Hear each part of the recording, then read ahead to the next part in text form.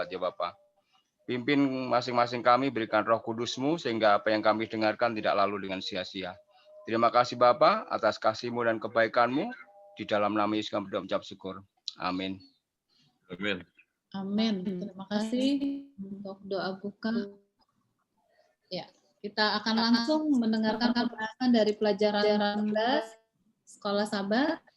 Judulnya Orang Kristen dan Pekerjaan. Suara saya kurang bagus ya? Jelas. Jelas, oke. Ya, orang Kristen dan pekerjaan, ayatnya dari 1 Korintus 15 ayat 50-an. Karena itu, saudara-saudaraku yang kekasih, berdirilah teguh, jangan goyah, dan giatlah selalu dalam pekerjaan Tuhan. Ketahuilah bahwa pekerjaanmu dalam persekutuan dengan Tuhan tidaklah sia-sia. Silakan Pendeta Jonathan Tentara untuk memulai pelajarannya. Baik, selamat sahabat saudara-saudara di Indonesia. Ya, mungkin kalau ada yang sudah dari Amerika, ya masih selamat pagi di sini. Ya, jadi di sini masih saya sebutkanlah masih pagi sekali, masih gelap. Oke, apalagi di California. Oke. Baik, saya lihat sudah lebih dari 100 orang yang ikut, mungkin yang lain masih di dalam proses. Oke. Kita akan sama-sama, saya akan share screen. Oke.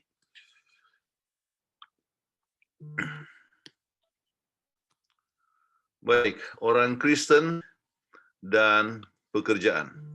Oke. Orang Kristen dan pekerjaan. Ini adalah satu pelajaran yang sangat penting sekali sehubungan dengan pendidikan, ya. Dan kembali kita ikuti akan proses yang kita sebut ya CIA, yaitu Connect, Interpretation Question, dan Application Question. Oke. Jadi, ya, mengapa pelajaran ini penting? Ya, jadi Anda saudara-saudara sebagai kebanyakan ke anggota kelas, apa ini penting? Ya. Kemudian untuk bagaimana bekerja dalam pendidikan, ya, atau untuk melihat rencana Tuhan dalam memberikan pekerjaan kepada manusia, atau untuk melihat bahwa bekerja adalah suatu berkat. Sebab banyak yang anggap itu sebagai satu kutuk. Kita akan bahas sebentar. Untuk melihat berbagai keuntungan dari bekerja, untuk melihat bagaimana orang Kristen bekerja, ya. Sebab untuk orang Kristen bukan masalah posisi, tetapi bagaimana melakukan pekerjaan itu sesuai dengan posisi yang ada. Ya. Kemudian pendidikan Kristen harus menyiapkan orang siap kerja di dunia ini dan dunia yang akan datang. Ingat kepada tujuan pendidikan. Baik, isu dalam masalah bekerja. Apa bekerja suatu sebagai kutuk atau berkat? Ya, oleh sebab keterangan yang Tuhan berikan kepada Adam, ya, yang mengatakan bahwa dengan berpeluh engkau akan makan rezekimu, ya. Ya, jadi banyak memikirkan bahwa itu adalah suatu kutuk, ya. Oke. Nah, sekarang ringkasan pelajaran dari semua pelajaran yang ada, ya, 7 hari itu, ya, maka saya ringkaskan dalam 3 bagian untuk mudah dimengerti, ya. Pertama, bekerja adalah rencana Tuhan, kemudian berkat dari bekerja, dan bekerja sebagai ujian kekristenan, ya. Jadi mungkin saya lihat ada murid-murid saya mungkin pernah ambil kelas yang saya pernah berikan dulu, ya, kelas etika Kristen, ya, Christian Ethics, ya. Jadi satu mata pelajaran adalah tentang masalah bekerja. Oke. Jadi kita akan mencakup 3 hal ini. Bekerja adalah rencana Tuhan, bekerja dari berkat dari bekerja, dan bekerja sebagai ujian kekristenan. Baik. Apakah yang Alkitab katakan tentang pelajaran ini? Bekerja adalah nama Tuhan. Oke. Yang baca adalah apa? Robert Lumintang? Ya, silakan Robert. Kejadian 2 ayat 15. Tuhan Allah mengambil manusia itu dan menempatkannya dalam Taman Eden untuk mengusahakan dan memelihara taman itu.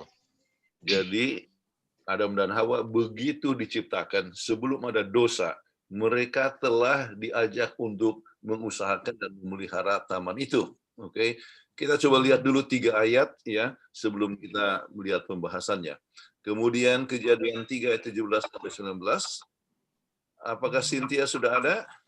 Saya gantikan dulu sementara, Pendeta. Oke.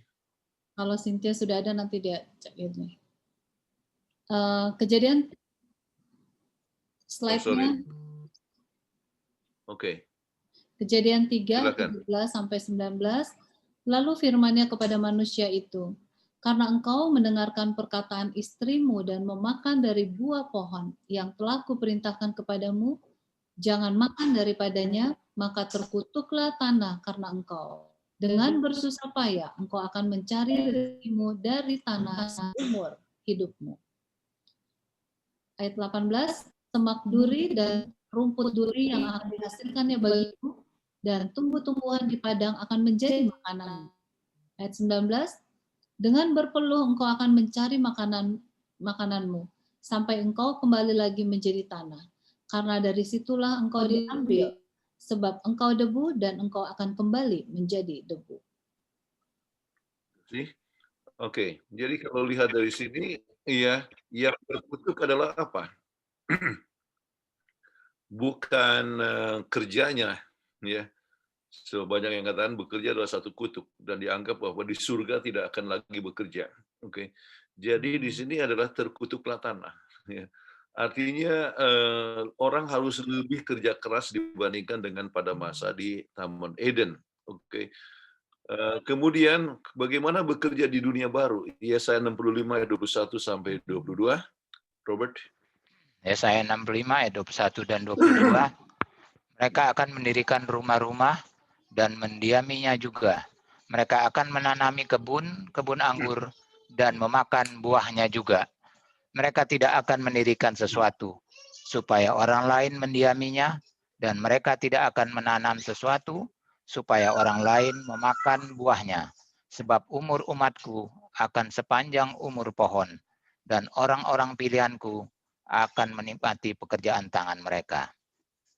Oke, jadi suasana di surga bagaimana? Mereka akan juga apa? Ini bicara di dunia baru, mendirikan rumah, ya, mendiaminya, kemudian menanami kebun-kebun anggur dan memakan buahnya, ya. Tetapi kalau di dunia ini kita tanam, tetangga atau ada orang yang ambil, ya, yang curi hasilnya. Oke, jadi walaupun pakai pagar, tetap juga orang akan mencuri, ya. Nah sekarang, kalau begitu dari 3 ayat yang kita sudah lihat tadi, inilah kesimpulan yang kita bisa ambil. Oke, bekerja adalah rencana Tuhan sebelum dosa. Bekerja juga adalah rencana Tuhan setelah dosa. Bekerja juga rencana Tuhan di surga. Ya. Kenapa? Saat bekerja memberikan banyak berkat. Ya. Yang nampaknya kutuk bila dilakukan dengan baik menjadi berkat. Kembali yang terkutuklah tanah. Ya, bukan disebutlah terkutuklah bekerja. Ya. Jadi artinya orang harus berusaha dengan lebih keras, ya. Oke. Kemudian banyak yang melihat keselamatan dengan kasih karunia hingga bekerja seperti kutuk, ya. Kita kan keselamatan dan anugerah. Jadi bekerja bagaimana? Jadi banyak menganggap ini sebagai satu perkara kutuk. Tetapi ingatlah, banyak berkat bagi mereka yang bekerja yang kita perlu untuk pelajari bersama-sama. Dan bekerja adalah sebagian daripada pendidikan. Bahkan bekerja adalah pendidikan. Sebab itu merupakan suatu pelayanan. Ingat, kutipan yang biasa yang saya sudah sebutkan adalah to prepare in man the image of his maker. Kan salah satu poin adalah menyediakan, ya, prepare the joy of service in this world, ya, and the wider joy of higher service in the world to come. Jadi pekerjaan pendidikan itu adalah untuk menyediakan orang untuk bekerja. Ya, bekerja apa? Sukacita dengan bekerja di dunia ini dan sukacita yang lebih besar di dunia yang akan datang. Jadi bekerja merupakan sebagian daripada pendidikan dan bekerja itu adalah pendidikan. Oke. Nah, sekarang kita masuk kepada bagian kedua. Berkat dalam bekerja. Oke. Apa berkatnya bekerja? Sejak daripada waktu di Taman Eden misalnya. Sebab bekerja itu memberikan sukacita. Apa yang terjadi kalau mereka tidak bekerja, Adam dan Hawa? Wah, akan bosan kalau hanya lihat-lihat pohon saja. Ya, banyak yang dapat dibuat di Taman Eden. ya.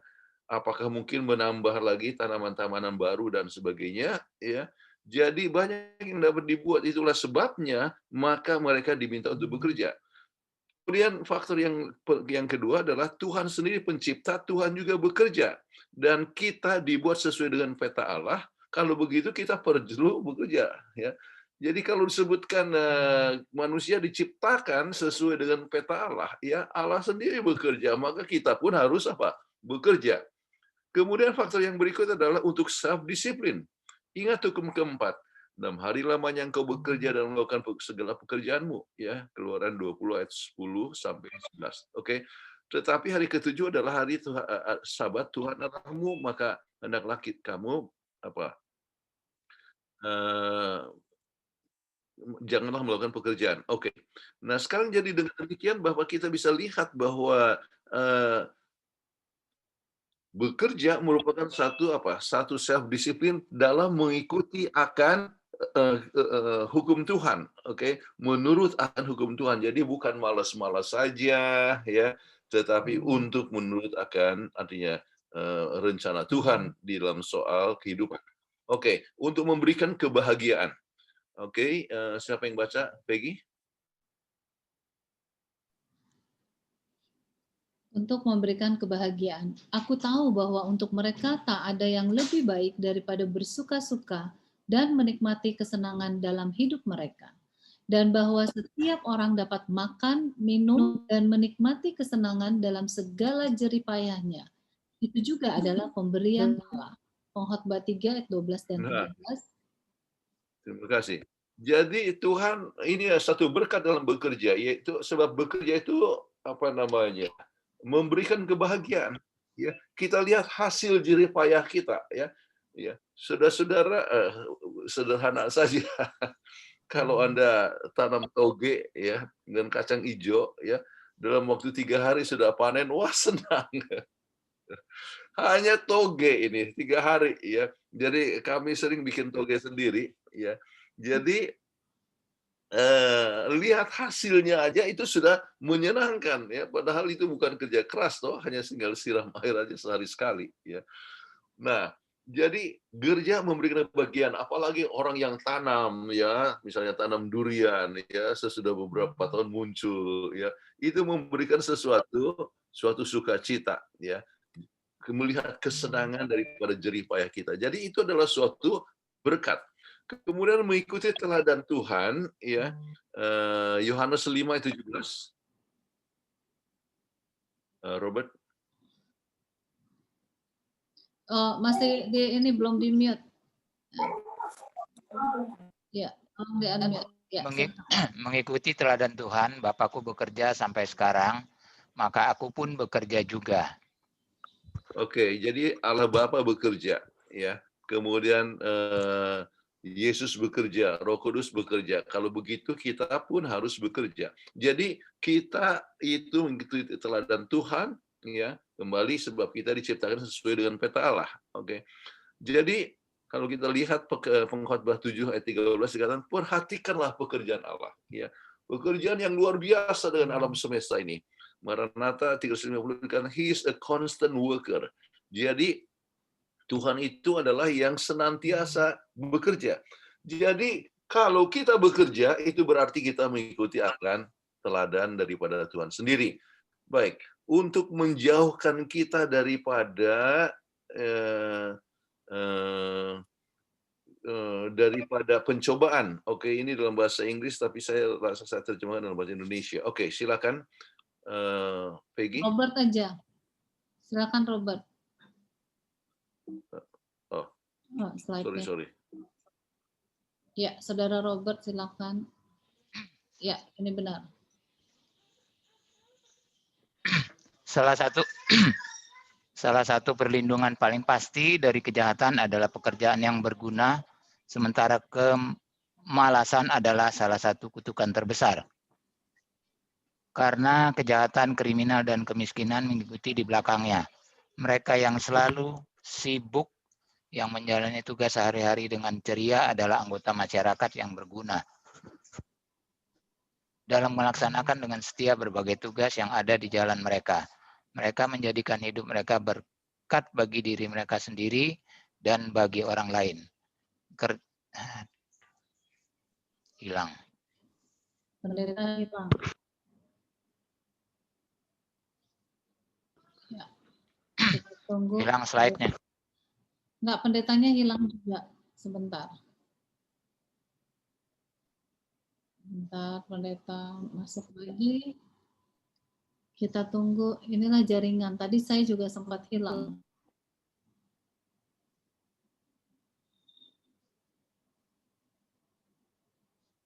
Ya.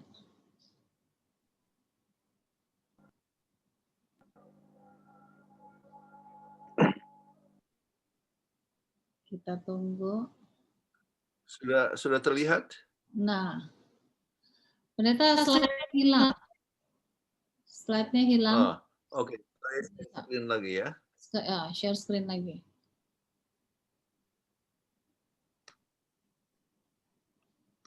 Oke. Sudah ada semua? Ya, benar, sudah. Silakan Robert diselesaikan tadi dalam melaksanakan dengan setia. Saya ulangi lagi ya. Ya. Salah satu perlindungan paling pasti dari kejahatan adalah pekerjaan yang berguna. Sementara kemalasan adalah salah satu kutukan terbesar karena kejahatan, kriminal, dan kemiskinan mengikuti di belakangnya.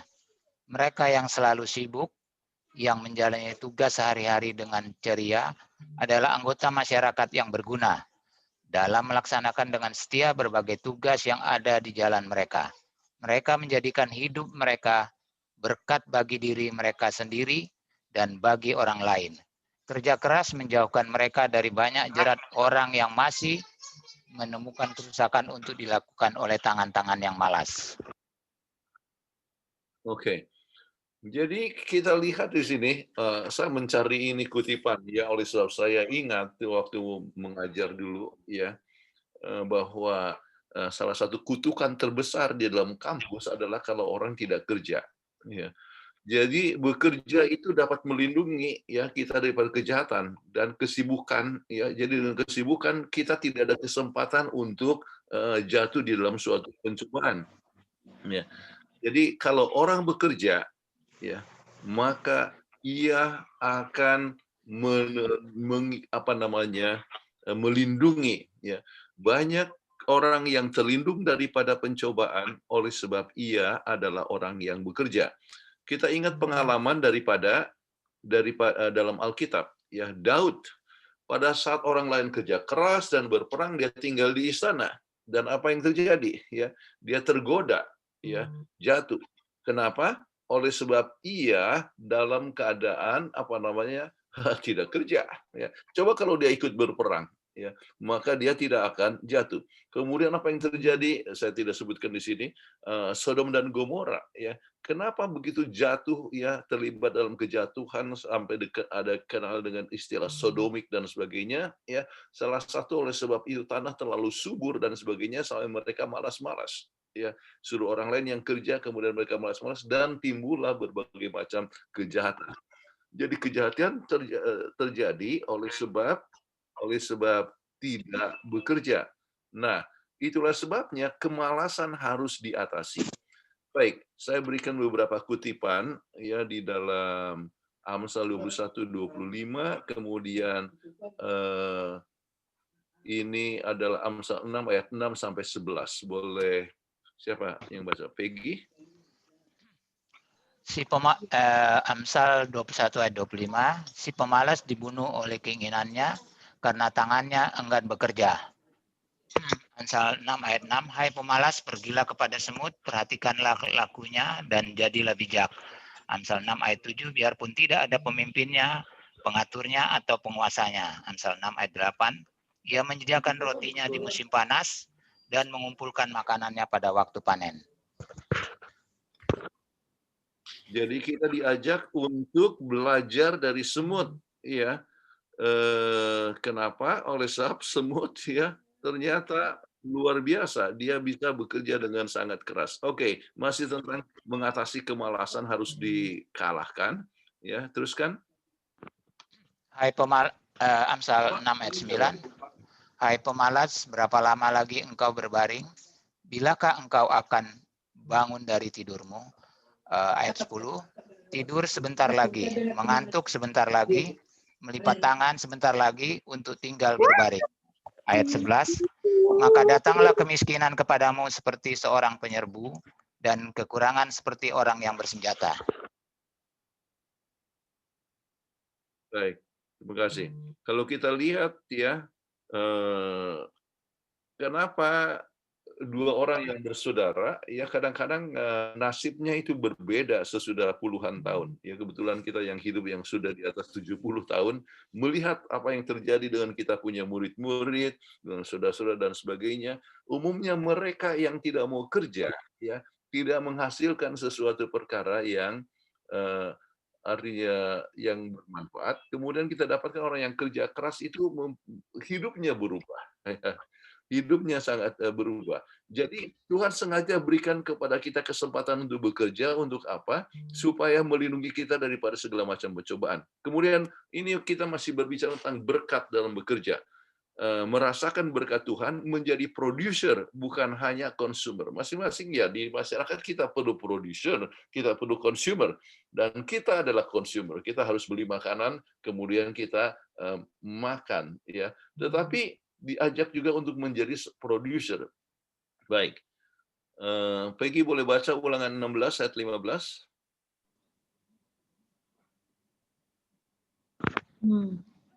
Mana Ulangan 15-nya? Oh ya.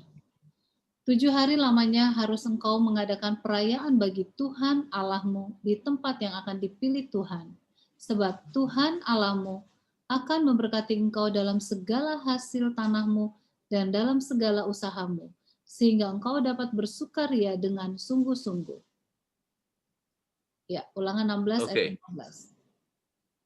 Jadi kita bisa lihat ini berbicara tentang satu perayaan. Perayaan apa? Ya, kalau kita lihat sebetulnya di dalam di dalam Alkitab Perjanjian Lama ada 7 macam perayaan, 3 di musim semi seperti misalnya Paskah, Pantekosta ataupun Tabernakel.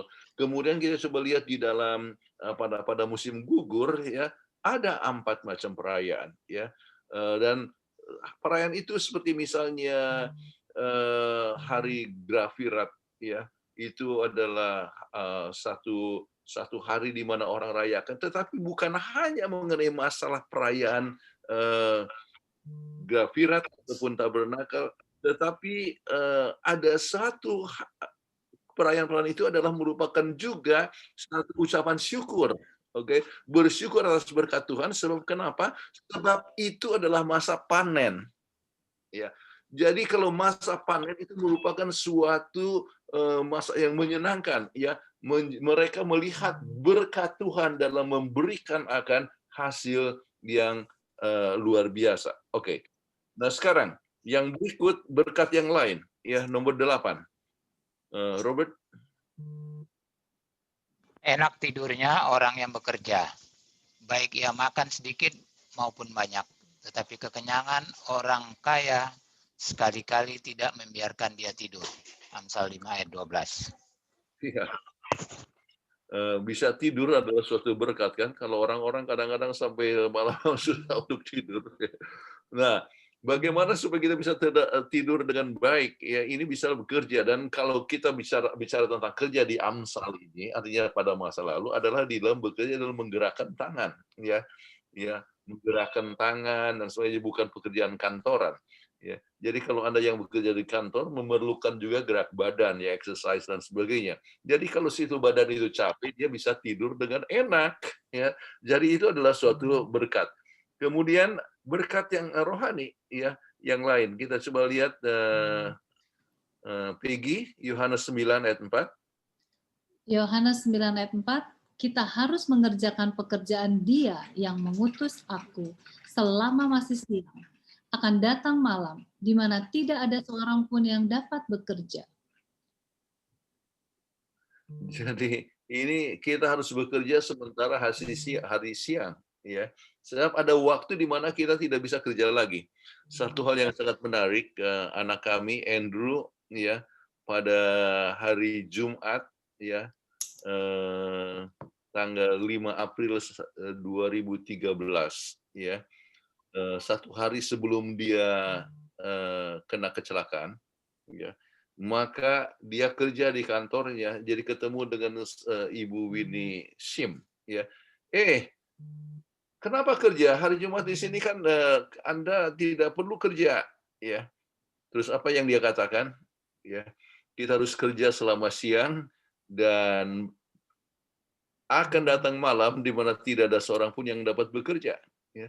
Dan itu yang diingat oleh Winnie Shim dan sampaikan kepada kami, ya. Dan betul, dia tidak bisa lagi kerja sekarang oleh dia sudah meninggal, kan. Jadi kita harus mengerjakan pekerjaan dia, ya, sementara masih siang, ya, sementara masih ada kesempatan. Sebab ada waktu di mana kita tidak bisa bekerja. Oke, pekerjaan yang tidak sia-sia. 1 Korintus 15:5-8, Robert. Karena itu, saudara-saudaraku yang kekasih, berdirilah teguh, jangan goyah, dan giatlah selalu dalam pekerjaan Tuhan. Sebab kamu tahu bahwa dalam persekutuan dengan Tuhan, jerih payahmu tidak sia-sia. 1 Korintus 15 ayat 58. Oke. Jadi jerih payah yang tidak sia-sia, ya. Kemudian artinya apa? Tuhan menyediakan pahala. Dan pahala itu bisa merupakan satu sukacita, ya, di mana kita bekerja, kemudian kita bisa tidur dengan enak, kemudian sudah merasa melakukan akan tugas dari pekerjaan Tuhan. Tetapi bukan hanya itu saja, ya. Tuhan pun menjanjikan, ya, kebahagiaan bukan hanya di dunia ini, tetapi di dunia yang akan datang. Ya, jadi berbicara tentang jerih payahmu tidak sia-sia, ya, itu berbicara mengenai masalah upah yang Tuhan berikan. Jadi bukan hanya upah di dunia ini, tetapi juga di dunia yang akan datang. Baik, jadi itu 10 berkat kalau kita bekerja. Nah, sekarang kita coba lihat bekerja sebagai ujian daripada kekristenan.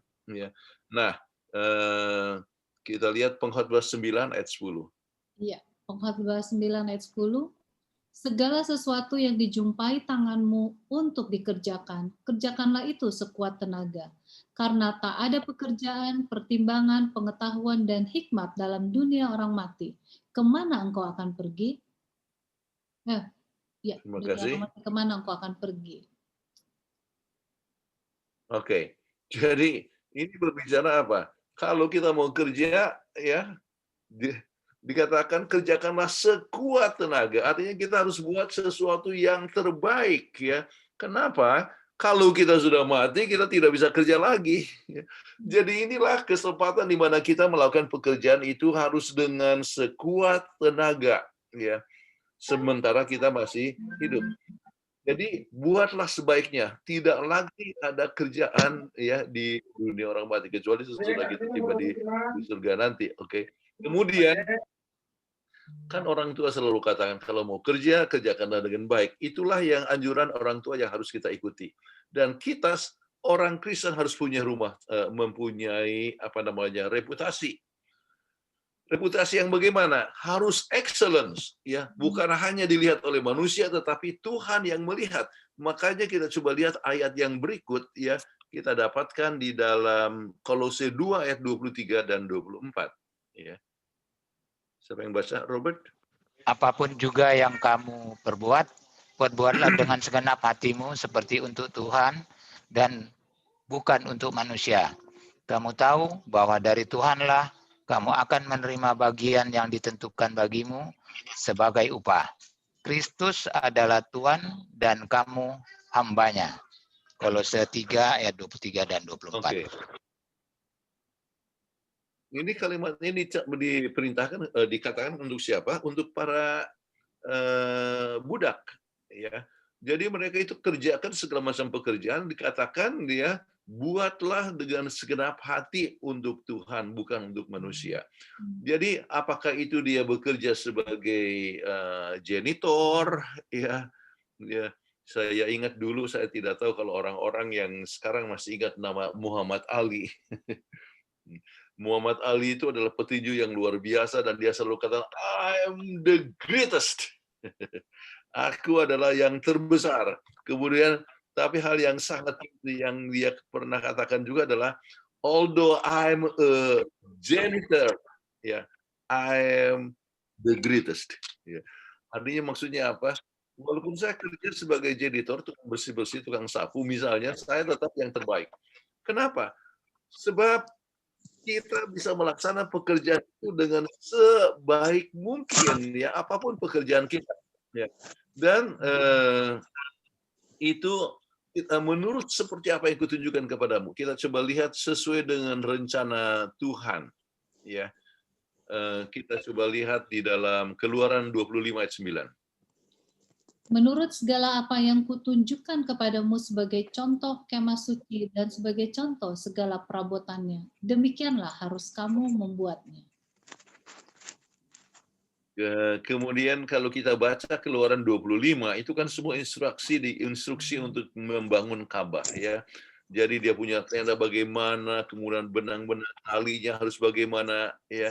Ternyata semua harus sesuai dengan sangat terperinci. Jadi dalam pembangunan Bahtera ataupun dalam pembangunan Bait Suci ataupun dalam membangun Bahtera, misalnya perintah kepada Nabi Nuh, ya, dibuat terperinci sesuai dengan rencana Tuhan.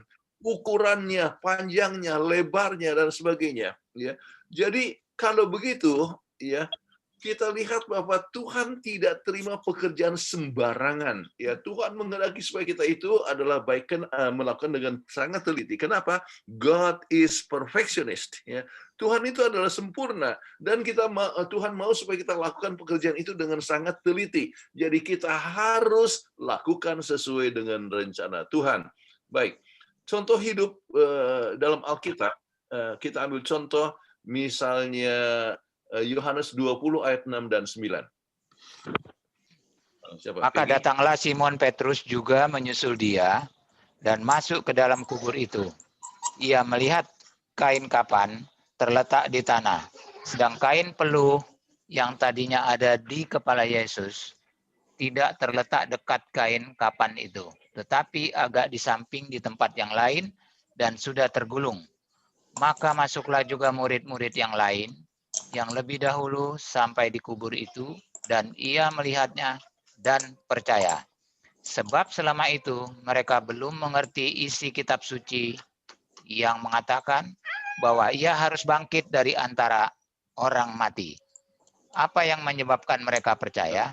Kain yang itu penjelasan saya. Oke, pendeta. Alright. Sekarang itu pertanyaan saya. Apa yang menyebabkan orang percaya? Katakan mereka ngerti dikatakan ia melihatnya dan percaya. Apa yang mereka percaya? Bukan hanya oleh sebab kosong, sebab mereka berita yang keluar kemudian ialah bahwa Yesus itu dicuri oleh murid-muridnya. Ya. Bagaimana mereka itu bisa percaya? Ya. Anda bisa tekankan ini bahwa yang menyebabkan mereka percaya ialah, ya, dikatakan di sini kain peluh yang tadinya ada di kepala tidak terletak dekat kain kapan itu, tetapi agak di samping di tempat yang lain dan sudah tergulung, ya. Jadi sudah di dalam keadaan apa? Sudah terlipat dengan rapi. Jadi oleh sebab itu terlipat dengan rapi, langsung mereka tahu bahwa itu pasti Yesus sudah bangkit. Kenapa? Kalau mereka itu dicuri orang, mana mungkin dia punya kain peluhnya itu tergulung dengan baik? Mana mungkin, ya? Jadi Yesus adalah seorang yang melakukan pekerjaan dengan rapi dan itu menunjukkan tabiat daripada Yesus. Jadi murid-muridnya langsung ingat, oh inilah yang Yesus selalu buat. Kalau Yesus dicuri, kainnya tidak akan terlipat dengan baik. Jadi ini menunjukkan satu hal yang luar biasa, ya, oleh sebab Yesus melaksanakan dengan rapi. Nah, Yesus itu setia, rapi, rajin termasuk di dalam soal yang kecil. Itu yang diharapkan daripada kita masing-masing. Oke. Nah, kita harus lihat faktor yang keempat, kenapa bekerja adalah satu ujian untuk kemuliaan bagi nama Tuhan. Apapun yang kita buat harus untuk kemuliaan bagi nama Tuhan. Matius 5 ayat 16. Peggy. Matius 5:16, demikianlah hendaknya terangmu bercahaya di depan orang, supaya mereka melihat perbuatanmu yang baik dan memuliakan Bapamu yang di sorga. Oke. Jadi sekarang kita punya perbuatan baik, ya. Kita harus lihat, ya. Artinya orang harus melihat bahwa nama Tuhan dimuliakan. Kira-kira perbuatan yang bagaimana? Kalau kita bekerja di kantor, ya, yang bagaimana? Maka itulah pekerjaan yang baik, ya. Apa maksudnya? Kalau orang lain melihat orang Kristen, mereka harus melihat bahwa ia luar biasa. Kenapa? Rajin, jujur, beda dari orang lain. Walaupun bekerja sebagai budak, ya, saya berikan di sini seperti Yusuf, ya. Walaupun budak dia melakukan pekerjaan dengan baik, ya, terangnya tetap bercahaya, walaupun di penjara, akhirnya bisa menjadi perdana menteri. Kenapa? Sebab dia melakukan pekerjaannya dengan baik. Ya. Sedangkan di penjara dia begitu dipercaya sampai diangkat jadi yang mengatur di penjara. Di rumahnya Potifar, dia jadi kepala daripada budak-budak. Kenapa? Dia lakukan pekerjaan itu dengan baik. Jadi kalau kita mau memberikan kemuliaan bagi nama Tuhan, maka kita harus menunjukkan hasil kerja yang baik, ya. Jangan superficial, ya. Jangan melakukan suatu pekerjaan yang dangkal, ya. Usahakan yang terbaik. Oke. Kemudian kita harus ingat juga harus terlibat di dalam Injil apapun pekerjaan kita. The Desire of Ages halaman 822, ya. Ini saya kutip, saya lihat ada saudara Loran di sini, ya. Biasa saya pernah berikan kutipan di sini untuk orang-orang yang mengajar di Davidian. Sebab mereka katakan pekabaran Injil itu nanti kalau 144.000 itu terkumpul baru kerja. Sekarang tidak terlibat dalam penginjilan. Tetapi kutipan ini kita berikan di Desire of Ages halaman 822. Apapun panggilan bagi seseorang dalam kehidupan, perhatiannya yang utama haruslah menarik jiwa bagi Kristus. Ya, apapun pekerjaannya, apakah dia guru, apakah dia businessman, apakah dokter, apakah dia adalah seorang petani, jangan pernah lupa perhatiannya yang utama haruslah menarik jiwa bagi Kristus. Ya, walaupun dia sebagai budak. Ya, dan kita coba lihat di sini, apapun pekerjaan kita, ingat budak di rumahnya Naaman. Ya, dia kan sebagai budak.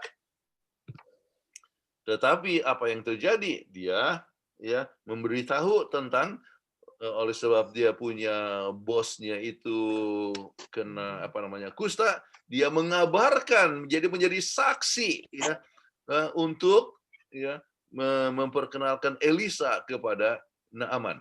Nah, ia adalah budak, jadi tidak jadi peduli, ya, apakah kita mungkin bekerja sebagai pembantu dan sebagainya, tetapi kita harus ingat kita menjadi saksi bagi Tuhan. Baik, sekarang kita coba lihat tulisan daripada Paulus yang terdapat di dalam Kisah 20 ayat 33 sampai 35, ya. Ibu Peggy. Dalam segala sesuatu telah kuberikan contoh kepada kamu, bahwa dengan bekerja demikian kita harus membantu orang-orang yang lemah dan harus mengingat perkataan Tuhan Yesus. Sebab dia sendiri telah mengatakan, adalah lebih berbahagia memberi daripada menerima. Oke. Ini memberikan contoh. Bagaimana contoh dalam apa? Bekerja. Yaitu walaupun dia bekerja di dalam pekerjaan Tuhan, namun ia mendukung akan kegiatannya, yaitu dengan menjual tenda. Ya, jadi dia tidak minta untuk dibayar, tetapi dia self-supporting. Oke, kita coba lihat kalau misalnya apa yang ditulis dalam Buah Roh 5 ayat 22 sampai 25, ini hubungan dengan pekerjaan. Oke, Robert. Tapi buah roh ialah kasih, sukacita, damai sejahtera, kesabaran, kemurahan, kebaikan, kesetiaan. Ayat 23, kelemah lembutan, penguasaan diri, tidak ada hukum yang menentang hal-hal itu.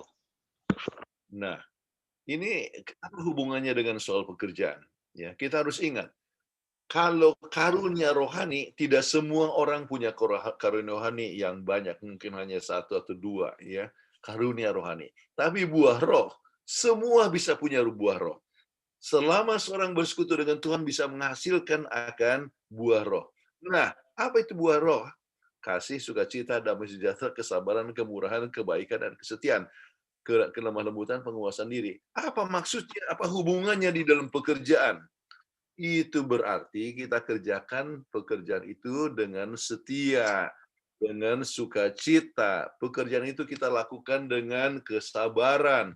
Apapun beratnya kerja, ya saya ingat biasa saya di Unai waktu mahasiswa, potong rumput rasanya membosankan ya. Tetapi apa namanya, bekerja dengan potong rumput menjadi suatu berkat. Ya. Kemudian bekerja di kebun, ya, pegang-pegang pupuk, ya, kotor, bau sekali dan sebagainya. Namun ya itu menjadi satu berkat, ya, di dalam hal apa, kesetiaan, kejujuran, kerajinan dan sebagainya. Jadi kembali dalam melakukan pekerjaan kita, maka buah roh itu harus nyata, ya. Buah roh itu harus terlihat dari pekerjaan kita masing-masing. Kemudian Paulus juga bekerja dengan tidak memberatkan akan orang lain. Baik, boleh baca dari 2 Tesalonika 3:8, Peggy. Dan tidak makan roti orang dengan percuma, tetapi kami berusaha dan berjerih payah siang malam, supaya jangan menjadi beban bagi siapapun di antara kami. Oke, jadi Paulus tidak mau jadi beban. Kadang-kadang orang ya, orang selesai kerja kepada Tuhan, maka saya harus selalu dapatkan artinya imbalan. Tetapi apa yang dibuat oleh Paulus, ya, dia tidak mau menjadi beban kepada orang lain. Kemudian kalau kita lihat dalam 2 Tesalonika 3:10, bahkan dikatakan kalau orang tidak bekerja, dia tidak bisa makan. Jadi orang harus bekerja. Oke. Nah, bekerja dan termasuk bagi mereka yang terlibat di dalam pekerjaan Tuhan, apapun pekerjaan kita, semua kita harus terlibat di dalam penginjilan. Oke.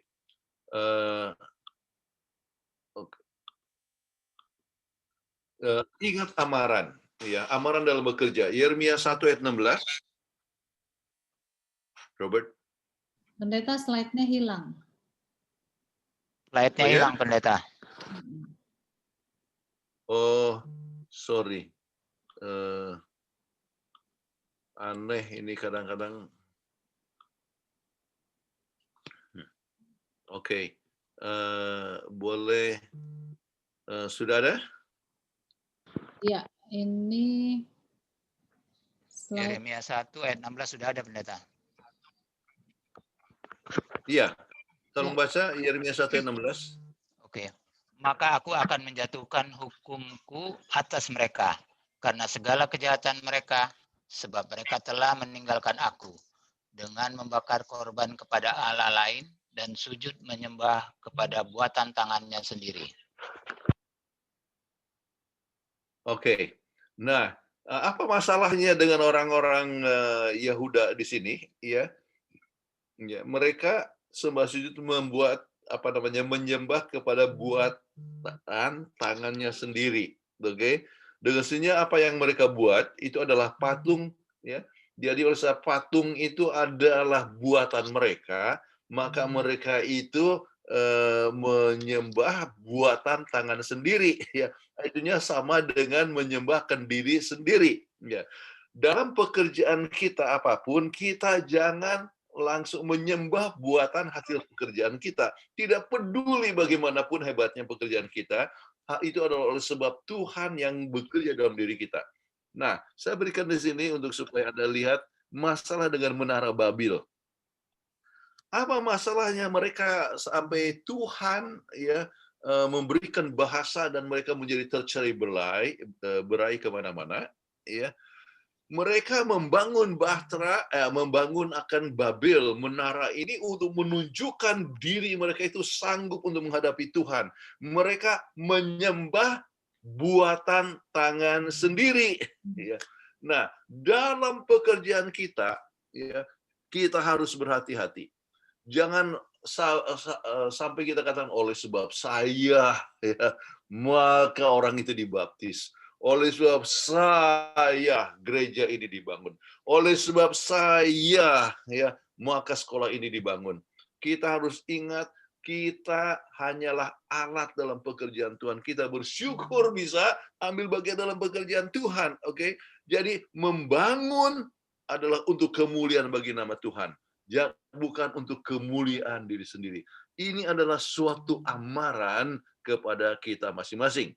Kemudian, bagaimana kita menghasilkan pekerjaan kita, satu masa akan diketahui. Kita coba lihat di sini 1 Korintus 3 ayat 9 sampai 13. Boleh Peggy baca? Ya. Karena kami adalah kawan sekerja Allah, kamu adalah ladang Allah, bangunan Allah. Sesuai dengan kasih karunia Allah yang dianugerahkan kepadaku, aku sebagai seorang ahli bangunan yang cakap, telah meletakkan dasar dan orang lain membangun terus di atasnya. Tetapi tiap-tiap orang harus memperhatikan bagaimana ia harus membangun di atasnya. Karena tidak ada seorang pun yang dapat meletakkan dasar lain daripada dasar yang telah diletakkan, yaitu Yesus Kristus. Oke, teruskan. Entahkah Ayat orang 12 dan 13. Entahkah orang membangun di atas dasar ini dengan emas, perak, batu permata, kayu, rumput kering atau jerami. Sekali kelak pekerjaan masing-masing orang akan nampak. Karena hari Tuhan akan menyatakannya. Sebab ia akan nampak dengan api dan bagaimana pekerjaan masing-masing orang akan diuji oleh api itu. Oke. Jadi sekali kelak pekerjaan masing-masing akan nampak, ya. Apa yang kita lakukan di kamar, ya, itu mungkin tidak ada orang yang lihat, tetapi akan terlihat satu kali kelak, ya.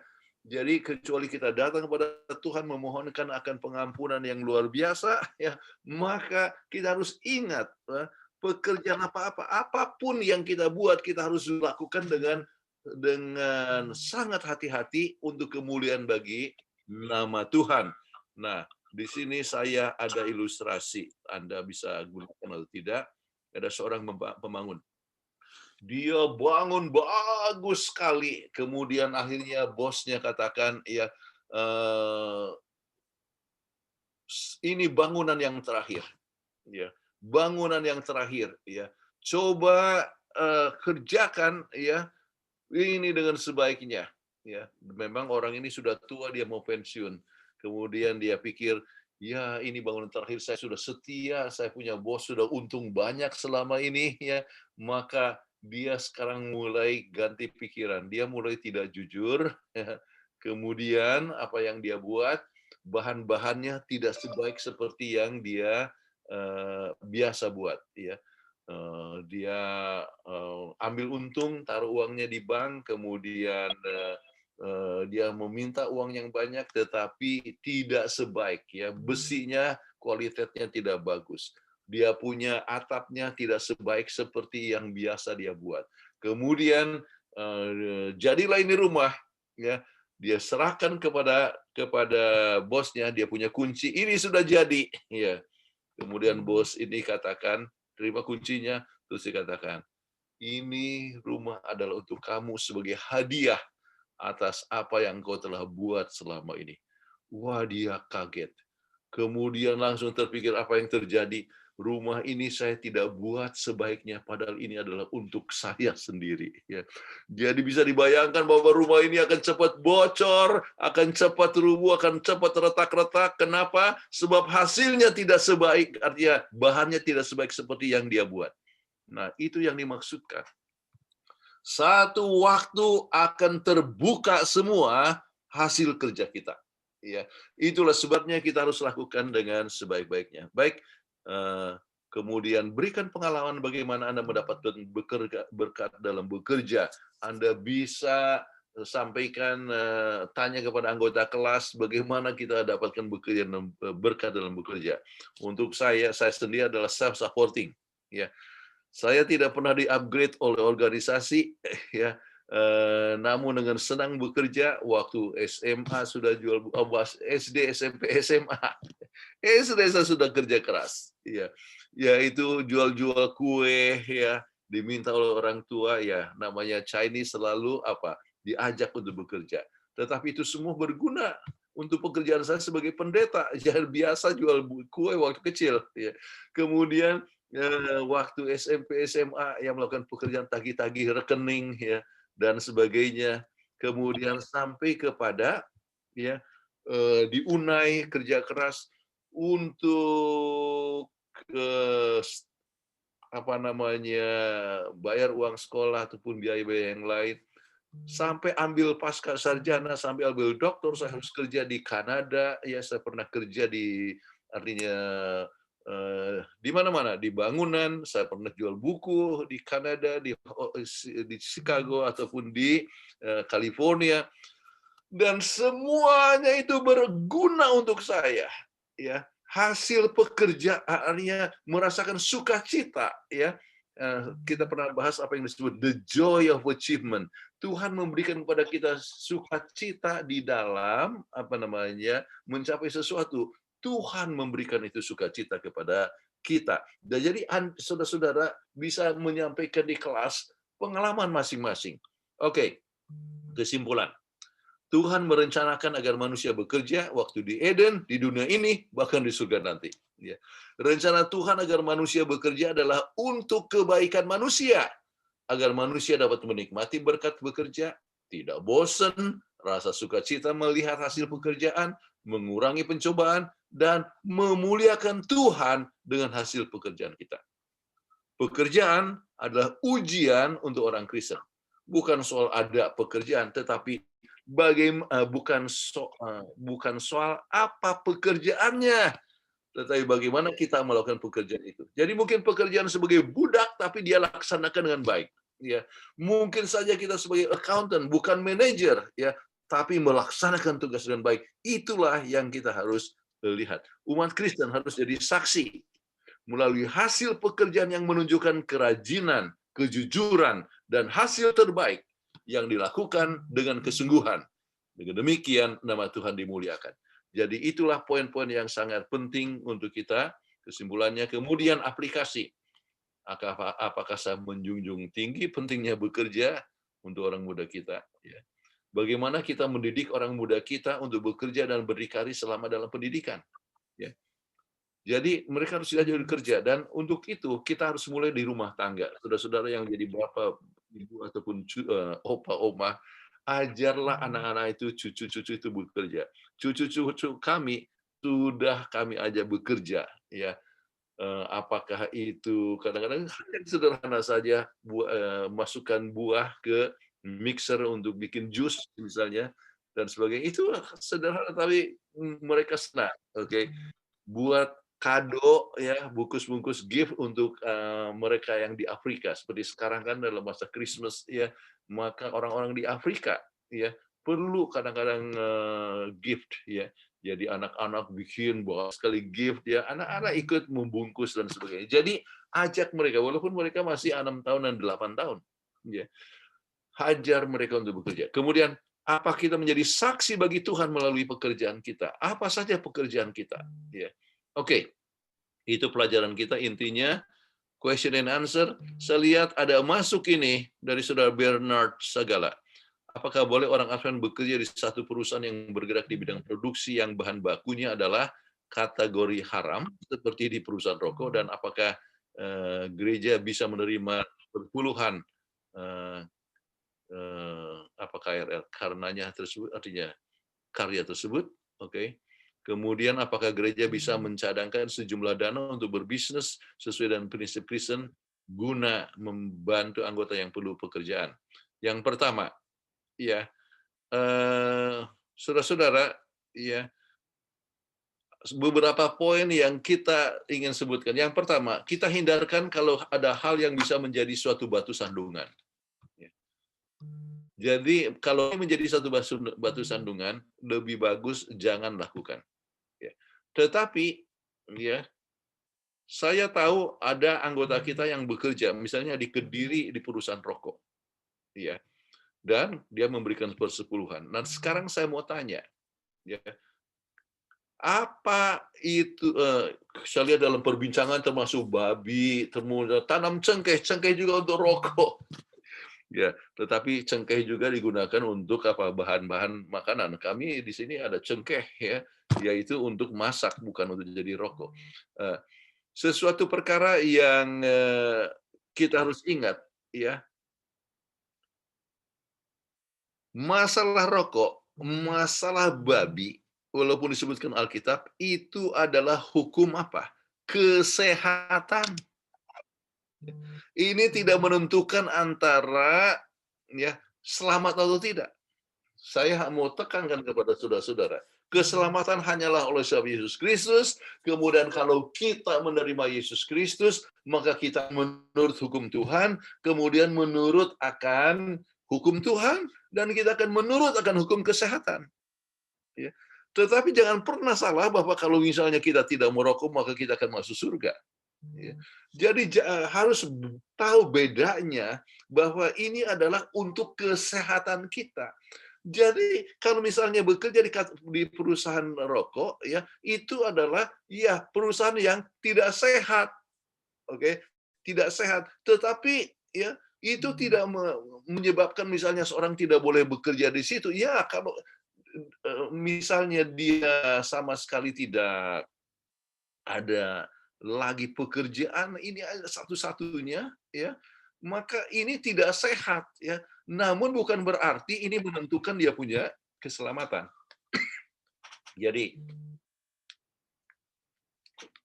itulah sebabnya, ya, untuk saya punya pandangan pribadi, kita tidak pernah tanya persepuluhan ini hasil kerja dari mana dan sebagainya, ya. Tetapi Tuhan yang akan menilai, ya, apakah itu adalah satu pekerjaan yang apa namanya, yang akan menyebabkan Tuhan menerima atau tidak. Sebab ada juga ayat yang mengatakan bahwa penurutan yang kuingini ya bukan korban. Jadi orang kadang-kadang melakukan suatu kejahatan ya kemudian dia coba memberikan persepuluhan. Kalau itu merupakan suatu kejahatan, maka kita dapatkan bahwa Tuhan tidak akan menerima itu. Mungkin saja gereja menerima, tetapi di dalam pengertian Tuhan di surga dia tidak menerima akan suatu persembahan yang dihasilkan dari pekerjaan apa namanya yang melanggarkan hukum Tuhan. Misalnya dia merampok, dia kasih persepuluhan. Tuhan tidak akan menerima itu. Oke. Dari segi Tuhan, oke. Nah, sekarang bekerja di kantor misalnya di perusahaan rokok, dia kerja sebagai accountant. Ya. Dia bekerja sebagai accountant, ya. Dan ya perusahaan rokok, tetapi dia bekerja sebagai accountant.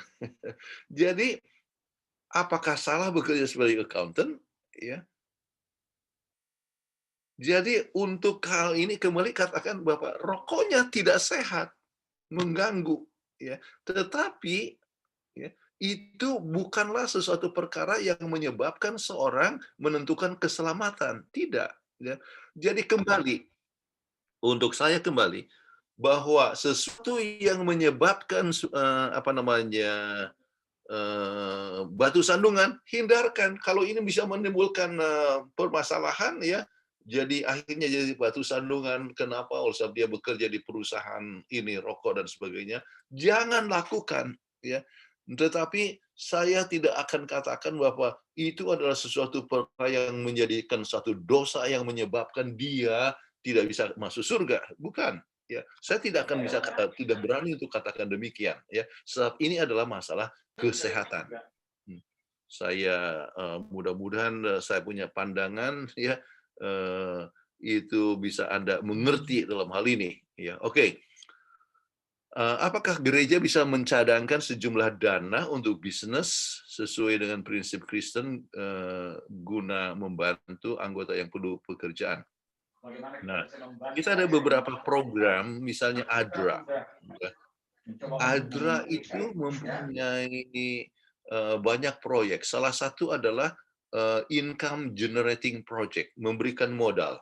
Oke, memberikan modal kepada anggota yang miskin, kemudian mereka bisa bekerja, berdagang, misalnya bisnis kecil-kecilan, akhirnya dia bisa kembalikan dia punya hutang. Oke, itu adalah satu hal yang baik yang dibuat oleh ADRA. ESI, ya, saya tahu SSI, SSD, ya, waktu masa David Tan sebagai ketua, ya, dia memberikan banyak modal, ya, kalau tidak salah 15 miliar, dia punya ESI. Wah, ini ada suara ribut-ribut di sana. Oke, mungkin saya coba matikan dia punya ini, ya, sebab memang sudah terakhir, jadi mungkin sekarang bisa kelihatan siapa yang mungkin unmute, yang bikin ribut. Oke, jadi kembali, ya, dalam hal ini untuk pekerjaan yang saya maksudkan tadi, ya, kalau gereja memberikan modal, ya, selama jangan lupa, ya, mungkin ada satu kas khusus disebut kas miskin, ya, dan berguna untuk memberikan modal kepada mereka yang miskin. Mereka memberikan modal. Jangan diambil daripada persepuluhan, dan diambil dari persembahan sekolah Sabat, tetapi Anda mempunyai kas khusus untuk membantu mereka yang miskin, dan itu dalam bentuk modal kepada mereka yang perlu modal. Untuk saya tidak jadi masalah, sebab itu dilaksanakan oleh ESI, dilaksanakan oleh ADRA. ADRA ada income generating project, membantu supaya orang itu berusaha. Oke, jadi misalnya saudara-saudara membuat satu kegiatan, yaitu persembahan khusus, ya, untuk kas miskin, menolong mereka yang miskin, untuk memberikan modal kepada mereka, ya. Itu adalah hal yang saya percaya adalah satu hal yang baik. Oke, itu pertanyaan yang masuk, banyak sekali yang dibahas di dalam itu Grup PGSSI. kita punya WhatsApp grup PGSSI, ya, sampai kepada pemeliharaan babi dan sebagainya. Ya, pelihara babi, kita ingat bahwa babi juga bisa dipakai untuk dia punya bulu itu adalah untuk sikat gigi. Ya. Mungkin saja sikat gigi yang Anda buat itu adalah dari kulit, daripada bulu babi. Ya, mungkin Anda tidak tahu. Oke. Nah, kembali, Anda harus tahu bahwa makanan haram dan halal itu adalah soal hukum kesehatan. Ya. Jadi bukan menentukan antara kesehatan atau tidak, oke, tetapi hukum kesehatan. Ya. Dan Anda mau, artinya tidak makan untuk supaya sehat, ya, adalah untuk sehat, ya. Tetapi kalau bekerja sebagai accountant daripada perusahaan itu, ya, saya tidak bisa melihat itu satu perkara yang buruk, ya. Ya, bisa jadi batu sandungan, lebih bagus dihindarkan, tetapi kalau hanya itu yang terbuka, apa boleh buat? Oke. Mungkin sebagian saudara-saudara ada di sini pendeta-pendeta seperti pendeta Jerry Warren mungkin tidak setuju dengan pendapat saya, paling sedikit saya memberikan pandangan. Oke. Bahwa prinsipnya adalah prinsip, ya, kesehatan. Oke, saudara-saudara. Masih ada 22 menit, ada pertanyaan atau pandangan? Pendeta, ini banyak pertanyaan di chat maupun yang raise hand. Ya, saya bacakan. Oke, saya bacakan yang di chat, ya. Oke, dari Saudara Turino. Ya, Saudara Turino. Masih adakah Saudara Turino di sini? Ya, Yohanes 5 ayat 17, Bapakku bekerja sampai sekarang, maka aku pun bekerja sampai sekarang. Dari ayat ini, apakah pekan penciptaan belum selesai? Atau bekerjanya Bapak itu bagaimana? Ya, kita mengetahui pekan penciptaan itu 7 hari. Jadi Yesus itu artinya pencipta berhenti pada hari yang ketujuh, bukan? Ya. Maka dan jadi itulah pekan penciptaan itu belum selesai, ya. Dalam arti penciptaan dunia ini selesai, tetapi yang Tuhan kerjakan kan bukan hanya menciptakan, Tuhan juga memeliharakan. Ya, jadi kalau kita lihat misalnya dalam buku Kolose bahwa Dia yang menopang segala sesuatu, pengaturan segala sesuatu itu bukankah itu memerlukan suatu tangan kuasa Tuhan? Ya, Tuhan bekerja, ya, dan dikatakan Dia adalah selantiasa bekerja, tetapi Ia memberikan teladan di dalam berhenti pada hari yang ketujuh. Jadi bekerjanya Bapa itu bagaimana, termasuk di dalam merencanakan segala sesuatu, termasuk di dalam mengatur segala sesuatu dan menopang segala sesuatu. Ya. Baik, Oke. kita ada yang raise hand dari Saudara Maximilan Haumahu. Apakah masih ada? Maximilan Haumahu. Masih ada? Boleh di-unmute? Baik, kalau tidak ada, saya lanjut kepada yang raise hand, kepada Saudara Daniel Sitompul. Silakan di-unmute. Oke, baik. Selamat hari sahabat Pendeta Kuntaraf yang dikasih Yesus, yang kita banggakan. Pertanyaan saya di hari Selasa, Pendeta. Di hari Selasa itu kan Tuhan melalui Nabi Musa menunjuk Aholiab, Bezalel dan Aholiab dan juga orang lain yang ahli untuk membangun Ka'bah atau bait suci di padang belantara. Apakah perintah yang sama kepada Nabi Musa itu berlaku sampai saat ini dalam pembangunan gereja, pembangunan Ka'bah? Kan ini bangunan yang diasingkan, yang kudus, yang sudah diasingkan untuk sesuatu yang kudus. Karena saya melihat pembangunan itu tidak, iya. Silakan itu aja Pak. Terima kasih. Oke. Jadi perintah itu ya ditanyakan apakah itu berlaku, ya sampai sekarang itu semua berlaku secara prinsip. Oke, misalnya Tuhan memilih akan orang-orang ahli untuk pembangunan Ka'bah di padang belantara, ya. Itu adalah panggilan kepada mereka yang khusus, ya, untuk mereka di zaman itu. Oke. Tetapi untuk sekarang ya Tuhan memanggil ya akan orang-orang yang bisa bergerak di dalam pembangunan. Makanya di gereja kita ada misalnya yang siap untuk membaktikan dirinya dengan pembangunan-pembangunan gereja, ya. Pembangunan gereja saya coba lihat Devi ada di sini enggak? Devi dari ini, ya, dari Nusa Tenggara, ya. Itu Devi orang tuanya itu pembangun, ya, dia punya karunia untuk membangun, ya, luar biasa. Puluhan gereja di ini di Uni Timur yang dibangunnya, ya. Jadi satu hal yang luar biasa. Jadi Tuhan memberikan karunia tertentu. Ada arsitek-arsitek yang bisa membangun, oke, dan dia memberikan waktunya untuk pembangunan gereja kita, ya, yang tidak pernah charge atau pokoknya hanya modalnya aja, ya, dia tidak memperhitungkan. Jadi kembali Tuhan memberikan karunia-karunia-Nya sekarang ini kepada umat Tuhan untuk melakukan pekerjaan Tuhan, termasuk di dalam untuk pembangunan gereja. Jadi secara prinsip dia berlaku, ya, tetapi secara pribadi dengan senya itu adalah perintah pribadi. Oke? Oke, terima kasih. Baik, Pendeta, pertanyaan selanjutnya.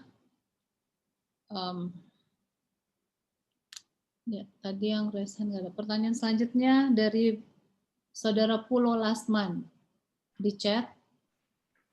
Oke, bisa langsung ya. Shalom, selamat hari Sabat, Pendeta Puntaraf. Bagaimana Bapak Simanjuntak? Baik kabarnya.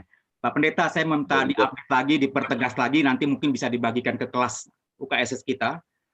Judulnya kan orang Kristen, Pendeta ya. Berarti adalah orang Kristen itu pengikut Kristus. Ya, kemudian masuk pekerjaan. Pekerjaan apa? Masuk ke ayat apalannya. 1 Korintus 15:58 itu giat dalam pekerjaan Tuhan. Ini juga nyambung kepada Roma 12 ayat 11 ya.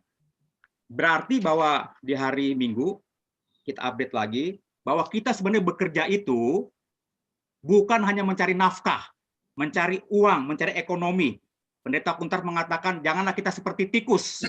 Tikus itu kerja cari makan aja, ya, cari makan. Tapi di sini karena pekerjaan adalah rencana Tuhan, ide Tuhan, berkat dari Tuhan, bahwa seluruh pekerjaan kita adalah pekerjaan Tuhan di sini.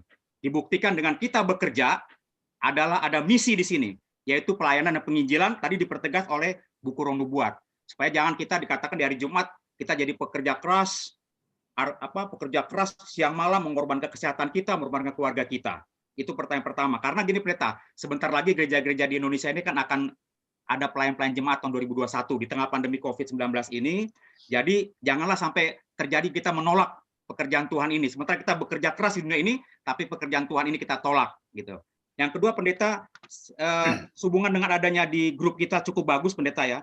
Saya pernah baca Pendeta Roh Nubuat, pena inspirasi, apa nasihat bagi sidang itu ya, saya lupa. Dikatakan begini, sebaiknya umat Tuhan, umat Advent, jangan mencari pekerjaan. Jangan mencari pekerjaan, tetapi menciptakan pekerjaan. Supaya tidak menghadapi masalah-masalah seperti yang tadi katakan di perusahaan rokok, makan haram, tetapi yang prinsip di sini Pendeta adalah hari Sabat. Ini Pendeta yang dikatakan menciptakan pekerjaan bukan mencari pekerjaan. Contohnya Pendeta, misalnya Pendeta ya, saya bekerja sebagai jurnalis 28 tahun. Selama 20 tahun saya menderita sekali masalah hari Sabat. Saya harus berjuang hari Sabat. Akhirnya saya rubah dengan bacaan ini. 7 tahun saya ciptakan pekerjaan, yaitu dengan membuat media online. Ya, saya bekerja sendiri. Akhirnya puji Tuhan, saya tidak menghadapi masalah-masalah seperti ini, terutama hari Sabat. Terima kasih Pak Pendeta. Terima kasih. Sangat penting sekali apapun pekerjaan kita yang kita harus terlibat di dalam penginjilan. Ya. Makanya saya memberikan tempo hari saya memberikan contoh dari William Carey. Dia tukang sol sepatu, tetapi dia berikan tanda besar-besar di dia punya tempat kerja. Ya, workshopnya dia bilang, I cobble shoes to pay expenses, but soul winning is my business. Ya. Jadi saya perbaiki sol sepatu ya untuk mendapatkan biaya, tetapi soul winning is my business. Ya, jadi penarikan jiwa adalah saya punya bisnis usaha. Jadi Anda bisa bekerja sebagai guru, sebagai dokter, atau sebagai pengusaha, sebagai manajer, accountant, apa saja. Jangan pernah lupa bahwa pekerjaan utama kita adalah penginjilan. Sebab itulah maksud gereja dibangun. Ya, dikatakan ya, the church is a special agent for salvation of man. Ya, the church is organized for service. Gereja itu diorganisasi untuk pelayanan, a special agent for salvation of man, yaitu untuk penarikan jiwa. Jadi apapun pekerjaan Anda, apakah Anda bekerja di pertambangan, ya, dan sebagainya, tetap penarikan jiwa harus menjadi satu hal yang utama. Ya.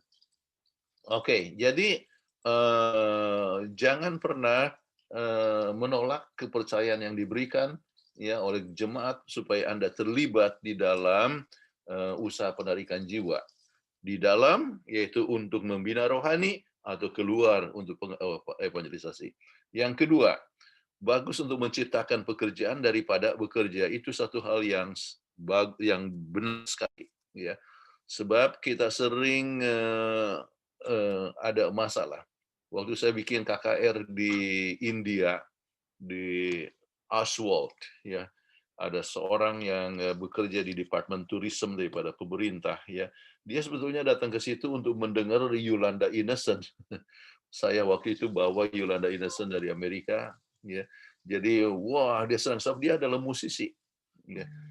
Kemudian dia datang untuk dengar, kemudian akhirnya dengar kesehatan, dia mau pulang, ada seminar kesehatan khotbah, ya tinggal, ya akhirnya dengan khotbah. Akhirnya setiap hari dia datang untuk dengar musik, artinya lagu daripada Yolanda Innocent, dengar khotbah kesehatan, akhirnya dengar khotbah rohani. Waktu saya buat panggilan, tanpa terasa dia berdiri. Dan saya bilang, kita bicara besok akan ada baptisan. Terus saya kata, saya harus kerja besok. Ya. Terus saya bilang, di mana? Oh, saya di Departemen Tourism. Saya katakan, oh banyak pegawai pemerintah di sini juga dapatkan artinya izin khusus, ya. Dan betul, dia senang sekali dia dapatkan izin bebas hari Sabat. Kemudian apa yang terjadi beberapa bulan kemudian? Ganti bos, dia harus kerja. Ya. Apa yang terjadi? Akhirnya saya pikir lebih bagus saya usaha sendiri, ya. Dia bikin bisnis bersama dengan teman anggota yang lain dan bekerja dan berusaha dan berhasil dengan baik, ya. Terus dia tulis sama saya artinya sudah di Amerika, dan dia tulis katakan, Pak Pendeta, saya senang, saya aktif, saya pemimpin choir di gereja saya sekarang. Kemudian satu hal yang menyenangkan ialah sekarang saya punya bisnis sendiri dan hasilnya lebih bagus, income lebih besar, dan saya tidak ada masalah hari Sabat. Jadi menciptakan pekerjaan itu adalah satu hal yang penting sekali, yang bagus. Oke, terima kasih. Masih ada beberapa, masih ada pertanyaan Ibu Peggy? Masih banyak Pendeta. Ini barusan raise hand dari Antoni Malau. Saudara Antoni Malau yang raise hand tadi, boleh di-unmute? Ada pertanyaan yang di chat itu saya sudah jawab di situ. Bagaimana jika seseorang aktif di gereja tetapi dia bekerja di perusahaan rokok? Jawaban Pak Pendeta sepertinya masih belum menyentuh hati daripada anggota chat. Saya sudah jawab sendiri di chat, tapi Pak Pendeta sependapat dengan saya. Terima kasih. Ibu Peggy, tolong. Oke, jadi sudah menjawab. Jadi sudah menjawab ya? Oke, baik, terima kasih. Jadi apa jawabnya? Nah, maksud apakah Pak Pendeta sependapat dengan saya? Iya, oke. Kalau sudah itu pertanyaannya. Pendapat saya ini sama dengan saya harus lihat.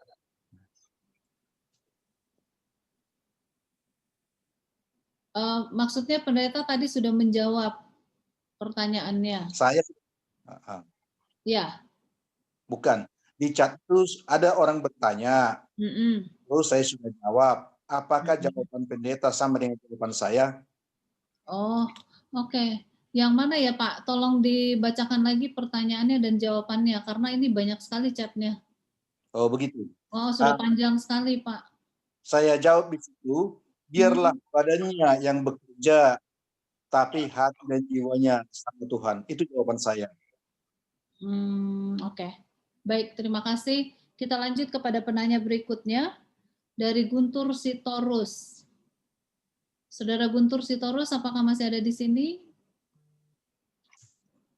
Tolong di-unmute. Iya. Ada, Bu. Ya, silakan boleh tanya langsung, Saudara Guntur. Ya, terima kasih Bu Peggy. Ya. Ya, selamat Sabat Pendeta. Halo. Saya mengambil pertanyaan nomor 4 di hari Jumat. Sebagaimana tertulis dalam 2 Tesalonika 3 ayat 10, Paulus mengatakan, jika seorang tidak mau bekerja, janganlah ia makan. Nah, pertanyaannya ada di bawah itu, mengapakah kita harus menghindari membuat aturan ini terlalu ketat dan tidak boleh dilanggar? Nah, pengertian saya di sini, bahwa apa yang dikatakan Paulus tidak perlu kita lakukan itu atau tidak perlu kita membuat itu terlampau ketat. Nah, sedangkan menurut saya segala firman apapun itu kita harus jaga secara ketat. Makasih. Oke. Tidak semua orang, bekerja adalah satu hal yang baik, kita dapatkan berkat dan kita harus bekerja dengan sebaik-baiknya. Ya. Kemudian datang kepada ayat ini, ya, kita harus tahu bahwa ada juga orang yang nggak bisa kerja. Betul tidak? Ya.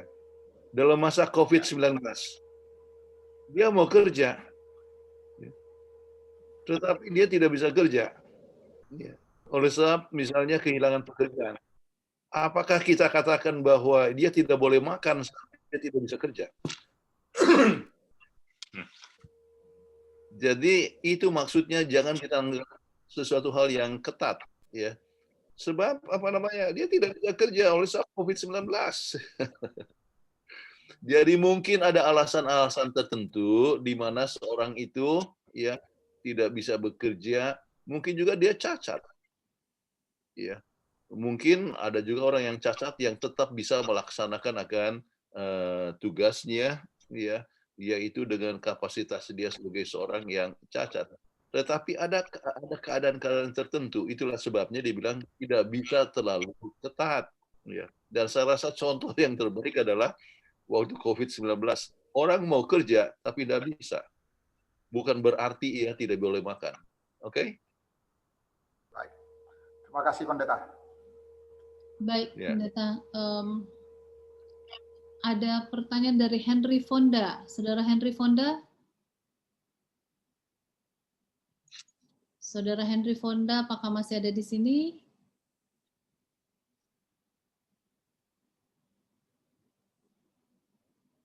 Oke.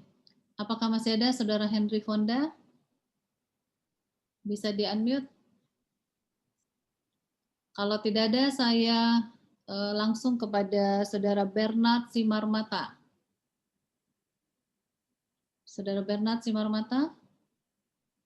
Masih ada?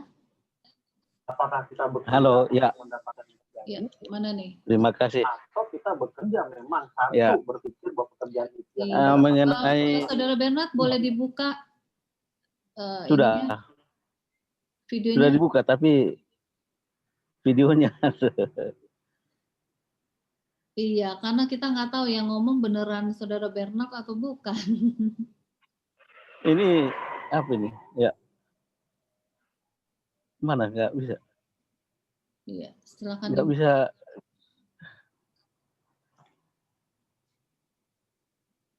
Ya. Ya, oke. Ya, boleh.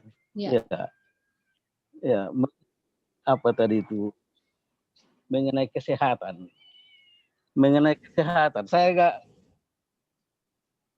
Bagi saya itu kesehatan adalah keselamatan. Kalau tidak kita berusaha tidak sehat, itu justru kematian. Tidak akan selamat orang yang mencari yang tidak sehat. Jadi kalau kita berusaha untuk sehat, itu keselamatan. Jadi peraturan hukum Tuhan yang mengenai kesehatan, bagi saya itu adalah keselamatan. Itu tidak bisa dikompromikan menurut saya. Itu pertanyaan saya. Kenapa kok kita selalu mengatakan kesehatan bukan keselamatan? Kenapa suaranya kok lompat-lompat ya, Bu? Terima kasih. Enggak, di sini jelas, Pak. Jelas. Nah, ya. Ya. Itu pertanyaan saya. Kenapa kita selalu mengatakan kesehatan bukan keselamatan? Padahal kalau kita tidak sehat, kita berarti cari sakit dan kita akan mati dan tidak akan masuk surga itu. Tetapi kalau kita cari keselamatan, cari sehat, saya yakin kita sudah ada di dalam jalur keselamatan. Itu. Ya, silakan Pak Pendeta, tolong. Ya.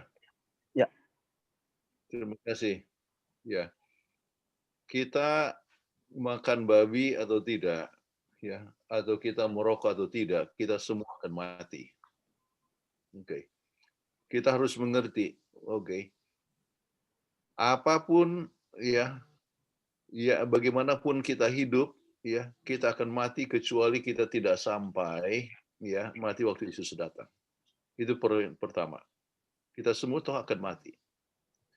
Hanya ada orang yang mati dengan menderita oleh sebab dia sakit-sakitan, ya, oleh sebab dia merokok, ya, maka itu yang menyebabkan dia, ya, sakit paru-paru dan dia mati dengan menderita. Ada orang yang sampai umur 105 tahun dia tetap sehat oleh sebab dia memelihara kesehatan. Jadi, ya, masalah makanan, kebiasaan hidup berhubungan dengan kesehatan, ya, menentukan berapa lama dia hidup, ya. Namun kita harus mengetahui bahwa keselamatan dari dosa, ya, yaitu hidup yang kekal, ya, bukan berdasarkan apa yang kita buat. Itu adalah berdasarkan apa yang Yesus sudah buat. Ya. Yaitu Yesus mati di Golgota, ya, dan ia juru selamat kita, dan kita sudah diselamatkan. Bagaimana, apakah kita mempertahankan keselamatan itu? Sebagai orang yang telah diselamatkan, maka ia akan menurut hukum Tuhan, ia akan menurut hukum kesehatan, ya. Ia bukan hanya tidak makan babi, ya, tetapi juga menghindarkan daging, ya. Ya. Tetapi bukan oleh sebab supaya saya masuk surga saya vegetarian, ya. Walaupun saya sudah 50-an tahun, berapa ya, 52 tahun vegetarian, bukan berarti saya akan pasti masuk surga. Oleh sebab vegetarian, ada bedanya, ya, metode keselamatan itu. Oke. Keselamatan hanya melalui Yesus Kristus, dan bagi orang yang sudah diselamatkan melalui Yesus Kristus, dia selalu rindu untuk menurut hukum Tuhan. Berbahaya kalau seakan-akan, ya, kita menurut supaya kita selamat, ya. Kita menurut hukum kesehatan supaya kita selamat. Itu adalah satu tindakan yang berbahaya. Jadi kalau begitu kita selamat oleh sebab perbuatan kita. Bagaimanapun baiknya kita, kebaikan hanya seperti kain lara saja. Kain busuk. Oke, bagaimanapun kita berusaha, kita hanya selamat melalui Yesus Kristus yang menutupi kita, dan kita harus datang kepada Yesus senantiasa, memandang akan kasih-Nya, melihat akan pengorbanannya, maka kita akan lebih lama makin lebih memiliki kasih. Kalau usaha kita digosip, ya, kita dibicarakan, sudah marah kita. Kalau sudah marah kan kita sudah tidak layak masuk surga.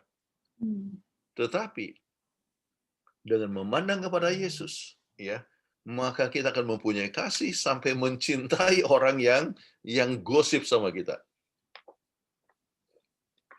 yang melakukan kesalahan untuk kita, yang menjelekkan nama kita. Ya, kita tetap siap mengampuni. Ya, kita akan tetap suka menurut hukum Tuhan, pelihara hari Sabat sebagai hasil Tuhan bekerja dalam diri kita.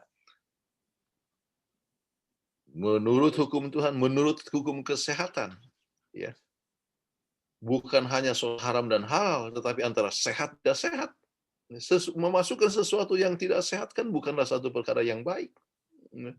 Jadi itulah yang saya mau coba menekankan. Untuk 2 tahun artinya istri saya dan saya menuliskan renungan setiap pagi yang bertemakan kebenaran oleh iman. Sekarang adalah tahun ketiga ini, sekarang kita bicara banyak tentang doktrin, dan juga minggu ini ya kebetulan Ibu Peggy yang baca itu renungan, ya, itu tentang kesehatan juga, oke. Tetapi dasarnya adalah kita harus memiliki kebenaran Yesus Kristus, bukan usaha kita. Yang membedakan, ya mungkin saya perhatikan sudah sering ikut di dalam seminar di Sempalan. Yang membedakan jemaat Laodikia, ya, yang suam adalah sebab mereka, ya, membutuhkan 3 perkara penting. Apa itu? Yaitu emas yang teruji, pakaian putih, dan pencelak mata. Dan pakaian putih adalah kebenaran Yesus. Dan emas murni yang sudah teruji adalah iman yang menghasilkan kasih. Dan pencelak mata, ya, adalah Roh Kudus supaya kita bisa membedakan benar dan salah.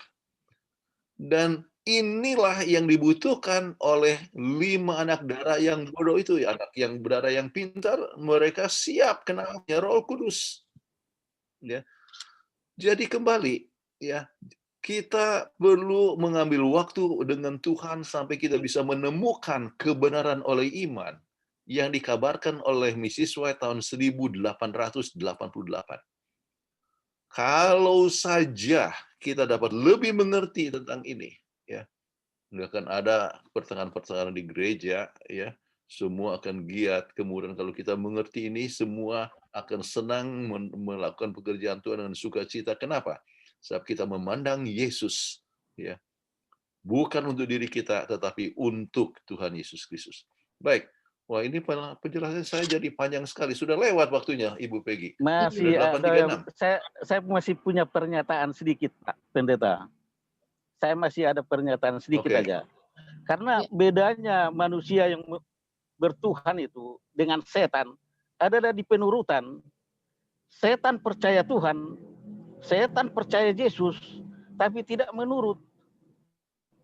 Itu yang kita harus lawan. Benar. Kita harus percaya Yesus, tapi kita harus menurut. Tidak boleh tidak. Kalau tidak, berarti kita sama dengan setan. Nah, ini pernyataan saya, Pak. Iya. Memang kita masih banyak Saya tidak perbedaan. pernah katakan, Saudara Bernard, saya tidak pernah katakan bahwa kita tidak perlu menurut. Menurut sangat penting, ya. Tetapi kita tidak bisa menurut dengan kekuatan kita sendiri. Kalau kita menurut dan merasa menurut kita itu membuat keselamatan, kita tidak beda dengan orang-orang Farisi. Kita tidak beda dengan orang-orang Yahudi yang yang legalis. Oke, saya mau coba jadi sedikit, Pak Pendeta, sedikit. Perbedaan kita penurut hukum Tuhan dengan orang Farisi. Orang Farisi menurut kepada hukum upacaranya, tetapi kita harus menurut korban Yesusnya. Nah, ini perbedaannya. Orang Farisi menurut kepada korban hukum upacaranya, sementara kita harus menurut kepada korban Yesusnya. Nah, itu bedanya kita dengan Farisi. Dan kita harus bedakan kita dengan setan. Nah, coba saya bisa Bapak jelaskan kembali. Oke, kembali. Ya. Kita harus menurut. Oke, saya tidak katakan bahwa kita tidak perlu menurut, ya. Kita harus menurut, ya. Namun menurut itu bukan oleh sebab supaya kita selamat. Harus selamat dengan menurut, Pak. Harus selamat. Tidak. Enggak. Makanya kita tidak bisa menurut. Kita tidak bisa menurut dengan kuasa kita sendiri. Enggak akan bisa. Iya, dengan kuasa Roh Tuhan. Tidak akan bisa. Penurutan kita harus dengan kuasa Roh Tuhan. Tetapi jangan coba-coba kita mengatakan tidak menurut, tidak menjadi masalah. Kalau tidak menurut, itu sudah urusannya dengan setan. Kalau tidak menurut, sudah urusannya dengan Farisi. Kita beda dengan mereka. Kita harus satu tujuan, percaya dan menurut. Nah itu. Oke, silakan Pak Pendeta. Nanti kita belumkan sampai hari ini. Kembali, ya. Yang kembali saya coba mungkin banyak yang masih belum mengerti ya tentang masalah prinsip ya kebenaran oleh iman. Ya. Kebenaran oleh iman ya adalah bahwa keselamatan itu hanya melalui Yesus Kristus saja. Bukan atas usaha manusia. Namun tidak pernah berarti bahwa kita tidak menurut. Menurut adalah hasil daripada Tuhan yang bekerja di dalam diri kita. Sehingga penurutan itu dengan sukacita, ya. Penurutan itu ya menolong kita ya menunjukkan sebagai hasil bersekutunya kita dengan Tuhan. Ingatlah, pokok anggur, pokok anggur yang masih dengan carang-carangnya. Sering kita berusaha dicarang untuk menghasilkan buah. Tetapi kalau berpisah dari Yesus, tidak pernah kita bisa menghasilkan buah. Jadi hanya bergantung kepada Yesus dan itulah yang menghasilkan buah dan buah itu adalah penurutan. Jadi buah itu adalah hasil persekutuan dengan Yesus. Dan ini adalah satu perkara yang sangat penting. Jadi jangan pernah merasa bahwa oleh sebab menurut kita selamat. Tidak. Menurut adalah hasil daripada persekutuan dengan Yesus Kristus. Oke. Dan sumber keselamatan hanya dengan anugerah Tuhan. Ya. Dan yang dimaksudkan itu tentang penurutan, ya hukum upacara sudah jelas digenapi di dalam Yesus Kristus, tetapi juga masalah 10 hukum sekalipun, kita tidak bisa ikuti itu dengan kuasa sendiri. Sebab kalau kita marah sama orang, kita pun sudah melanggar hukum. Betul. Kalau kita sudah menginginkan seseorang, ya, untuk jadi milik kita, padahal itu milik orang lain, itu pun kita sudah melanggar hukum.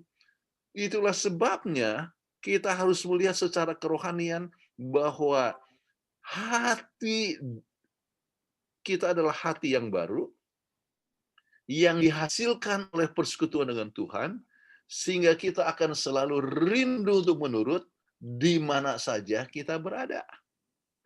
Jadi penurutan perlu, tapi bukan untuk selamat, tetapi hasil daripada orang yang selamat. Baik, saya rasa Pendeta, waktunya sudah selesai. Sudah lewat dan saya rasa tadi jawaban Pendeta Kuntaraf cukup jelas atas pertanyaan Bapak Bernard Cimarmata. Dan kita akan tutup pertemuan kita pada malam hari ini, namun saya akan memberikan pengumuman sebagaimana di chat banyak yang minta untuk bergabung di grup PGSSI. Mohon Saudara Joy Sitompul boleh share link dari grup PGSSI di Telegram agar semua yang mau bergabung di situ boleh copy paste linknya dan otomatis nanti akan bergabung langsung di grup PGSSI di Telegram, karena di WhatsApp grup sudah penuh, tidak bisa lagi, jadi ditampung di Telegram. Dan nanti di WhatsApp grup maupun di Telegram, kami akan taruh pelajaran atau PowerPoint dari Pendeta Kuntaraf pada malam hari ini, demikian juga dengan rekaman kita pada malam hari ini, akan kami share di grup tersebut. Dan Bapak Ibu boleh nikmati untuk bisa ikut diskusi bersama-sama besok dengan menggunakan bahan pelajaran kita pada malam hari ini. Mungkin sebagai tambahan atau sebagai yang utama, tapi semua ini akan menolong kita untuk bisa berdiskusi besok. Nah, kita akan ketemu lagi pada Sabat depan dengan Zoom ID yang sama, PGSSI, dan juga passcode yang sama. Jadi, kalau Bapak Ibu tidak menerima posternya, tolong dicatat Zoom ID pada saat ini dan passcode-nya, maka minggu depan atau Sabat depan bisa bergabung kembali dengan Zoom ID yang sama dan passcode yang sama. Baik, terima kasih untuk kesempatan bergabung pada malam hari ini. Kita akan tutup pertemuan ini dengan mengucapkan terima kasih kepada Pendeta Kuntarap dan kepada semua yang hadir berpartisipasi. Dan doa tutup akan dilayangkan. Kami mohon kesediaan dari Dr. Tambunan. Dr. Tambunan ini paling rajin, selalu menjadi orang nomor 1 yang bergabung di Zoom ID. Pak Dr. Tambunan boleh bantu untuk doa tutup? Mari kita berdoa. Puji syukur, terima kasih Tuhan atas segala kasih berkat-Mu bagi kami. Boleh kami sangat menikmati pelajaran sekolah sahabat yang dibawakan oleh hamba Tuhan, Bapak Dr. Pendeta Kuntarap.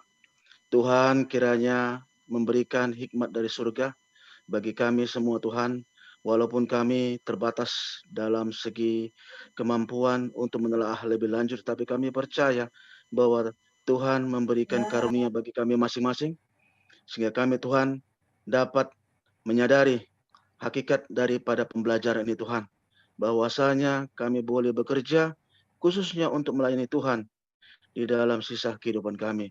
Untuk hamba Tuhan Bapak Pendeta Kuntarap, Engkau memberikan berkat-Mu yang limpah bagi kesehatan, keluarga, dan semua yang terlibat dalam persekutuan dengan hamba Tuhan ini. Tuhanlah yang memberikan yang terbaik, sehingga di dalam pelayanannya Tuhan memberikan banyak berkat yang limpah, dikarenakan hamba Tuhan ini boleh membagikan semua hal yang berkaitan dengan kasih-Mu bagi kehidupan kami masing-masing Tuhan. Terpujilah nama-Mu Tuhan, biarlah semua berkat-berkat itu yang limpah boleh menjadi bagian kami. Dalam nama Anak-Mu Yesus Kristus kami mengucap syukur dan berdoa. Amin. Amin. Dan kami mau bilang terima kasih juga untuk yang doa buka tadi, Saudara Edi Trioso dan Bapak Tambunan. Terima kasih. Terima kasih juga kepada Saudara Buminta Intang. Terima kasih. Terima kasih semuanya. Terima kasih